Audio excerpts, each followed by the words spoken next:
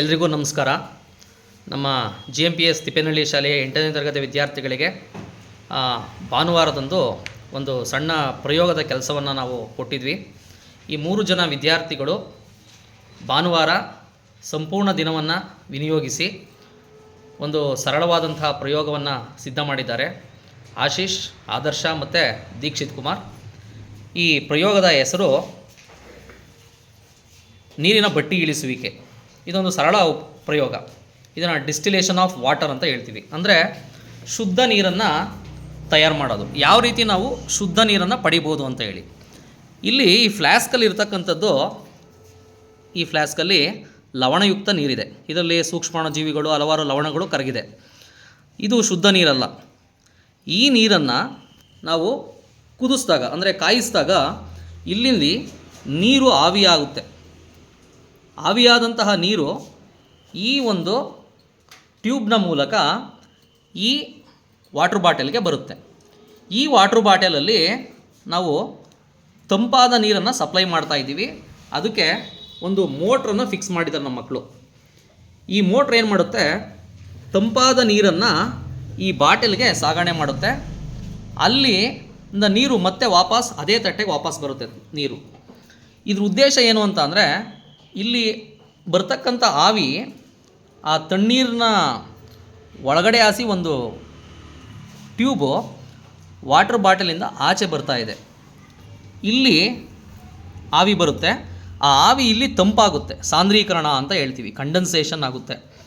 ಆ ನೀರು vapour condense ಆಗಿ, ಅಂದರೆ ಸಾಂದ್ರೀಕರಣಗೊಂಡು ಆ ಆವಿ ತಂಪಾಗಿ ಮತ್ತೆ ನೀರಾಗಿ ಈ ಲೋಟದಲ್ಲಿ ಬಂದು ಸಂಗ್ರಹಣೆ ಆಗುತ್ತೆ. ಇದು ಶುದ್ಧ ನೀರು, ಡಿಸ್ಟಿಲ್ಡ್ ವಾಟರ್ ಅಂತ ಹೇಳ್ತೀವಿ. ಇದನ್ನು ಕುಡಿಯೋದಕ್ಕೆ ಯೋಗ್ಯ ಅಲ್ಲ ಇದು, ಯಾಕೆಂದರೆ ಅದರಲ್ಲಿ ಯಾವುದೇ ರೀತಿ ಲವಣಗಳು ಇರೋದಿಲ್ಲ. ಈ ಒಂದು ಡಿಸ್ಟಿಲ್ಡ್ ವಾಟರ್ನ ನಾವು ಹಲವಾರು ರೀತಿ ಉಪಯೋಗಕ್ಕೆ ಬಳಸ್ತೀವಿ. ಒಂದು ಪ್ರಯೋಗಾಲಯಗಳಲ್ಲಿ ಬೇರೆ ಬೇರೆ ರಾಸಾಯನಿಕಗಳ ತಯಾರಿಕೆಯಲ್ಲಿ ಬಳಸ್ತೀವಿ. ಆಮೇಲೆ ಬ್ಯಾಟ್ರಿಗೆ ಫಿಲ್ ಮಾಡೋದಕ್ಕೂ ಕೂಡ ಡಿಸ್ಟಿಲ್ಡ್ ವಾಟರ್ನ ಬಳಸ್ತೀವಿ. ಹೀಗೆ ನಮ್ಮ ಮಕ್ಕಳು ಡಿಸ್ಟಿಲ್ಡ್ ವಾಟರ್ನ ಸರಳ ಪ್ರಯೋಗದ ಮೂಲಕ ನಾವೇ ಯಾವ ರೀತಿ ತಯಾರು ಮಾಡ್ಕೊಬೋದು ಅಂತ ಹೇಳಿ ನಿನ್ನೆ ಒಂದು ಸಂಡೇ ಸಂಪೂರ್ಣವಾಗಿ ತಮ್ಮನ್ನು ತಾವು ತೊಡಗಿಸ್ಕೊಂಡು ಈ ವಿದ್ಯಾರ್ಥಿಗಳು ನಾನು ಕೊಟ್ಟಂಥ ಕೆಲಸವನ್ನು ಸಂಪೂರ್ಣ ಮಾಡಿದ್ದಾರೆ. ಮಕ್ಕಳೇ, ನಿಮಗೆ ಧನ್ಯವಾದಗಳು. ಓಕೆ, ಈಗ ಪ್ರಯೋಗವನ್ನು ನೋಡೋಣ. ನೀರು ಕಾಯ್ತಾ ಇದೆ.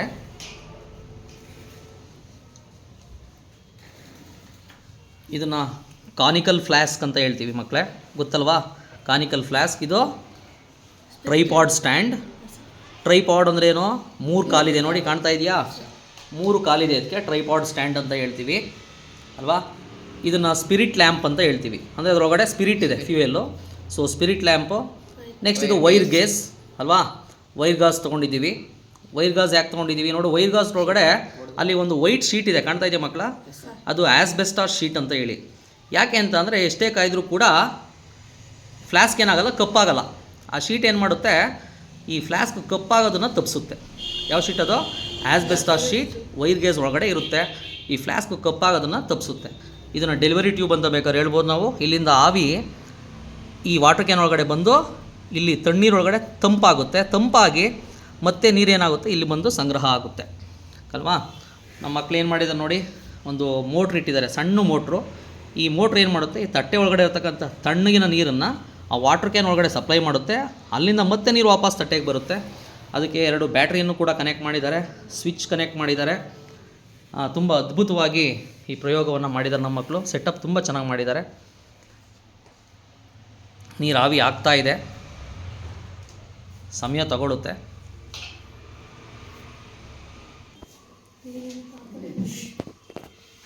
ಈ ಪ್ರಯೋಗಕ್ಕೆ ಕೆಲವೊಂದು ಮಾಹಿತಿಯನ್ನು ನೀವು ತಿಳ್ಕೊಬೇಕಾಗಿರುತ್ತೆ ಮಕ್ಕಳ. ನೀರಿನ ಅಣುಸೂತ್ರ H2O ನಿಮಗೆಲ್ಲ ಗೊತ್ತಿದೆಯಲ್ವಾ? ಓಕೆ, ಈ ನೀರಿನ ಕುದಿಯುವ ಬಿಂದು ಕೇಳಿದ್ದೀರ ನೀವು. ಅಂದರೆ ನೀವು ನೀರನ್ನ ಕಾಯಿಸ್ತಾ ಇರಬೇಕಾದ್ರೆ ಯಾವುದೋ ಒಂದು ತಾಪವನ್ನು ತಲುಪಿದ ತಕ್ಷಣ ನೀರೇನು ಮಾಡುತ್ತೆ, ಕುದಿಯೋಕ್ಕೆ ಸ್ಟಾರ್ಟ್ ಆಗುತ್ತೆ ಅಲ್ವಾ? ಅದನ್ನೇನಂತ ಕರಿತೀವಿ ನಾವು? ಆ ಒಂದು ತಾಪವನ್ನು ಕುದಿಯುವ ಬಿಂದು, ನೀರಿನ ಕುದಿಯುವ ಬಿಂದು ಎಷ್ಟು? 100 ಡಿಗ್ರಿ ಸೆಲ್ಸಿಯಸ್ ಅಲ್ವಾ? ಸಾಮಾನ್ಯವಾಗಿ ನೀರಿನ ಕುದಿಯುವ ಬಿಂದು ಏನಾಗುತ್ತೆ, 100 ಡಿಗ್ರಿ ಸೆಲ್ಸಿಯಸ್ ಇರುತ್ತೆ. ಅದು ಸ್ವಲ್ಪ ವ್ಯತ್ಯಾಸ ಆಗುತ್ತೆ, ಅದರೊಳಗೆ ಕರಗಿರ್ತಕ್ಕಂಥ ಲವಣವನ್ನು ಅವಲಂಬಿಸಿರುತ್ತದು. ಸೊ ನಾವು 100 ಡಿಗ್ರಿ ಸೆಲ್ಸಿಯಸ್ ಅಂತ ಹೇಳ್ತೀವಿ. ಅಂದರೆ 100 ಡಿಗ್ರಿ ಸೆಲ್ಸಿಯಸ್ ತಾಪವನ್ನು ತಲುಪಿದ ತಕ್ಷಣ ನೀರೇನು ಮಾಡೋಕ್ಕೆ ಸ್ಟಾರ್ಟ್ ಆಗುತ್ತೆ, ದ್ರವ ರೂಪದಲ್ಲಿರ್ತಕ್ಕಂಥ ನೀರು ಆವಿಯಾಗಕ್ಕೆ ಸ್ಟಾರ್ಟ್ ಆಗುತ್ತೆ. ಅದನ್ನ ಹೇಳ್ತೀವಿ ನಾವು ನೀರಿನ ಕುದಿಯುವ ಬಿಂದು. ನೀರಿನ ಕುದಿಯುವ ಬಿಂದು ಅಂತ ಹೇಳ್ತೀವಿ.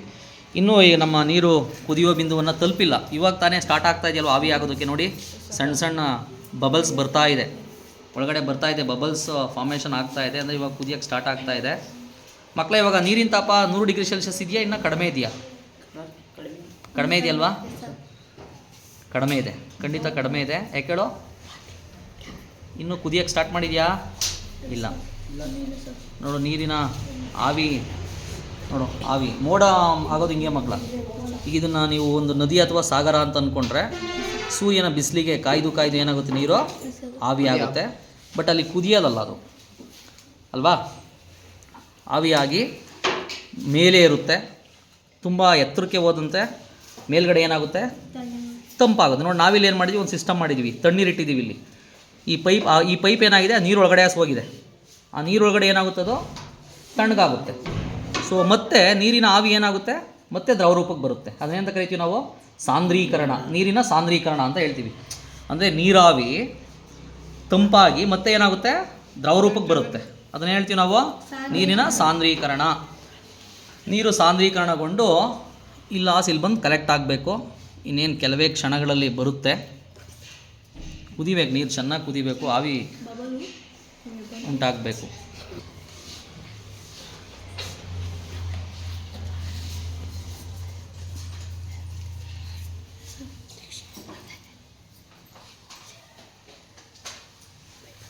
ಆಚೆ ಬರ್ತಾ ಇದೆಯಾ ವ್ಯಾಪಾರ ಇದೆಲ್ಲ? ಪೈಪ್ ಹತ್ರ ಬರ್ತಾ ಸರಿ. ಇದು ನಾನು ಮಾಡಿದ್ದೆ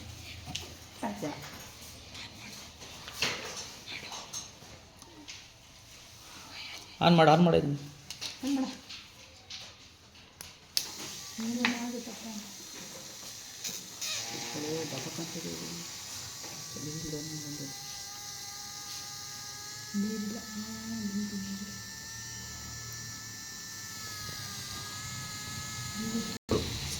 ಮಕ್ಕಳ, ನಿಮ್ಗೆ ಇನ್ನೊಂದು ಗೊತ್ತಿರಲಿ, ನೀರನ್ನ ಚೆನ್ನಾಗಿ ಕಾಯಿಸಿದಾಗ ಏನಾಗುತ್ತೆ, ನೀರಿನಲ್ಲಿರ್ತಕ್ಕಂಥ ಸೂಕ್ಷ್ಮಾಣು ಜೀವಿಗಳು ಕೂಡ ಏನಾಗುತ್ತೆ, ಸತ್ತೋಗ್ಬಿಡುತ್ತೆ ಅಲ್ವಾ? ಅದಕ್ಕೆ ನಾವು ಕಾಯಿಸಿ ಆರಿಸಿದ ನೀರು ಕುಡಿಬೇಕು ಅಂತ ಹೇಳ್ತೀವಿ ಅಲ್ವಾ?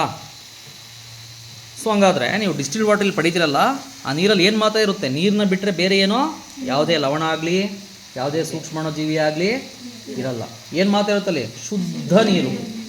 ಶುದ್ಧ ನೀರು, ಮಳೆ ನೀರು ಗೊತ್ತಲ್ವಾ? ಮಳೆ ನೀರು ಕೂಡ ಶುದ್ಧ ನೀರೇ. ಹಾಗೆ ನಮ್ಮ ಇಲ್ಲಿ ಪಡಿತಕ್ಕಂಥ ನೀರು ಕೂಡ ಏನಾಗಿರುತ್ತೆ, ಶುದ್ಧ ನೀರಾಗಿರುತ್ತೆ. ಅದನ್ನು ಕುಡಿಯಲು ಯೋಗ್ಯನಾ ಅದು? ಇಲ್ಲ. ಓಕೆ. ಆಮೇಲೆ ಇನ್ನೊಂದು ಗೊತ್ತಿರಲಿ, ಈ ಶುದ್ಧ ನೀರಿದೆಯಲ್ಲ, ಶುದ್ಧ ನೀರಿನ ಮೂಲಕ ವಿದ್ಯುತ್ ಹರಿಯಲ್ಲ ಅಲ್ವಾ? ಆಸವಿತ ನೀರು ಅಂತ ಹೇಳ್ತೀವಲ್ವಾ? ಶುದ್ಧ ನೀರು ಇನ್ನೊಂದು ಹೆಸರೇನು? ಆಸವಿತ ನೀರು ಅಲ್ವಾ? ನೀರಿನ ಆಸವೀಕರಣ ಅಂತಲೂ ಬೇಕಾದ್ರೆ ಹೇಳ್ಬೋದು ಇದನ್ನು ಅಲ್ವಾ? ಆಸವಿತ ನೀರು ಇದು ಆಸವಿತ ನೀರು, ಇದು ಲವಣಯುಕ್ತ ನೀರು. ಕರೆಕ್ಟಾ?